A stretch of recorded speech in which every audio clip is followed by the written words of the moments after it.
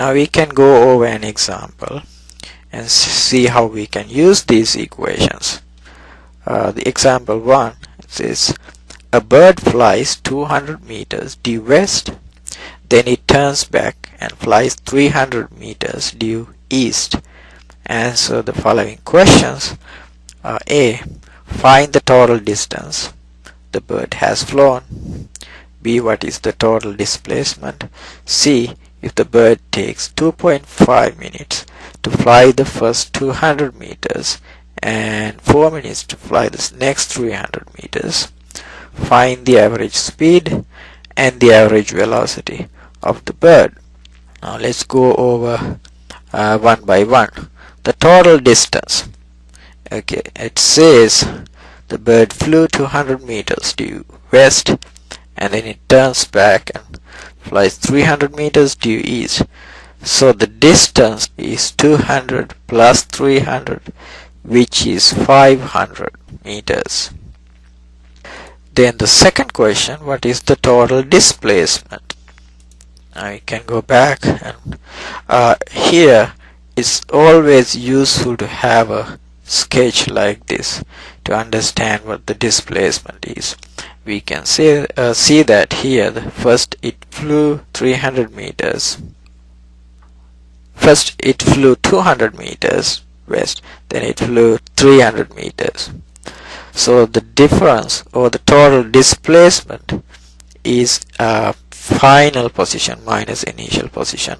From our definition, final position is right here, which is 300 meters, and the initial position is right here, which is at 200 meters. So it's, you can say, negative 200 plus 300, or it's basically 300 minus 200, which is 100 meters to the east. The direction, you can see that in the diagram. It flew this way and then flew that way, but the final and initial, the difference of the vector is given by a vector to the east, so that's 100 meters to the east. Then part C, to find the speed, we know that it's distance divided by time. We found the distance, which is 500 meters, so we divide that by time, but the time is in meters, so we need to convert that to seconds. So we multiply the total time by 60, that converts it to seconds. So 500 divided by the time in seconds, which gives us 500 divided by 390, and that's 1.28 meters per second. Then to find the velocity, that's delta x over delta t, or displacement divided by time. So displacement, we found that is 100 meters and the time is 390 seconds. So the velocity is 0.28 meters per second. The direction is east. Basically it's the same direction as the displacement. So displacement and velocity both have the same direction. One thing here, we said velocity, but it's basically the average velocity. That's what we found here. So the average velocity of the bird is 0.28 meters per second in the direction of east. So this is the second example. It says a train traveling at 45 kilometers per hour enters a tunnel and emerges from the other side at 30 kilometers per hour. The tunnel is 2 kilometers long. The question is, how long does the train take to pass the tunnel? The first thing we need to do here is convert kilometers per hour into meters per second. So this is how we do that. We have the initial velocity, we initial 45 kilometers per hour. So to convert that into meters per second, we first convert this kilometers into meters, so that becomes 45,000 meters. Then we have this 1 hour, and it can convert that into seconds, that 3600 seconds. So the initial speed in meters per second is given by 12.5. Same way we can convert 30 kilometers per hour into meters per second. That becomes 8.33. And then the question says tunnel is 2 kilometers long. So that's basically the displacement of the terrain, which is 2000 meters.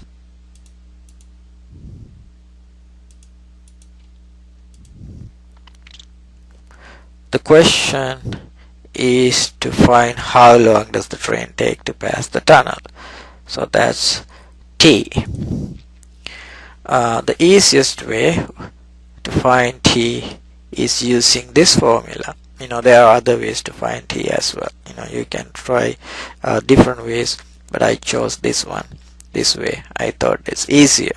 Okay, so we know delta x, which is 2000 meters, and V initial is 12.5 meters per second. V final 8.33 divided by 2 times T. So by simplifying that, we get 4000 equals 20.83 times T. So T becomes 192 seconds approximately.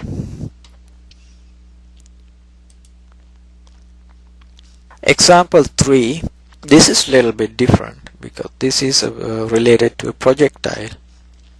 It's about a ball projected straight upward. So it says a ball is projected straight upward at 24 meters per second. How high will the ball go? How long will the ball be in the flight? So let's write down what we know here. The initial velocity, which is 24 meters per second. So the V initial 24 meters per second.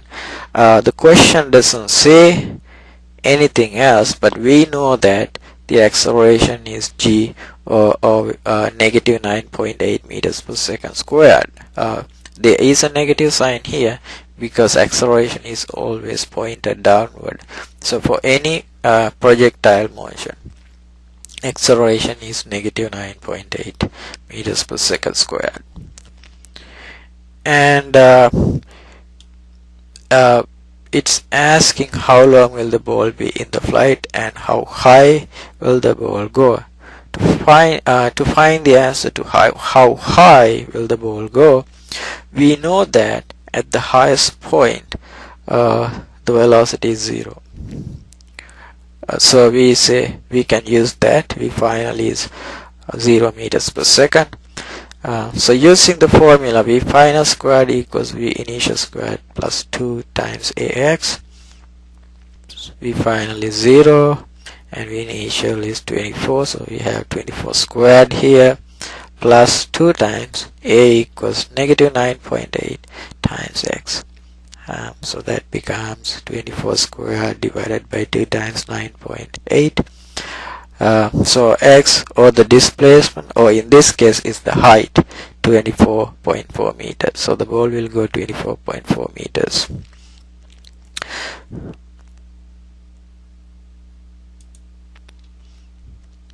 The second question is how long will the ball be in flight. So that means we need to understand the ball goes up and then turns back, falls down. So you need to consider the whole motion. So the initial velocity is still the same, 24 meters per second. But we also can assume that the final velocity is same as the initial velocity. The difference is the direction. So it's negative 24 meters per second. That's true only we ignore the air friction. So now we have those two values. We also know the acceleration, which is negative 9.8. So using those three values, we can find T. If you use this formula, V final equals V initial plus A times T. So now V final is negative 24, V initial is positive 24 minus 9.8 times T, which gives us negative 48 equals negative 9.8 times T. So T equals 4.9 seconds. So these are some applications that we went over to show you how to use the equations of kinematics.